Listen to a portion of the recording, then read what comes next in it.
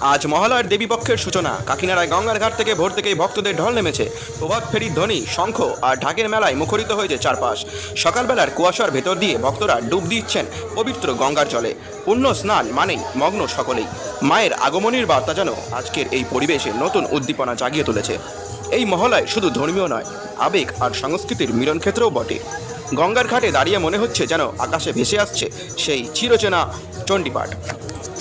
কি অনুভব করছেন আজকে এই মহালয় ভোরে? সমাগম সকালবেলা সুন্দর লাগছে, ভালো লাগছে। আজকের দিনটিকে ঘিরে ঘাটে নেওয়া হয়েছে বিশেষ ব্যবস্থা। প্রশাসনের পক্ষ থেকে টহলদারি, নজরদারি সব কিছুই চলছে সচলভাবে।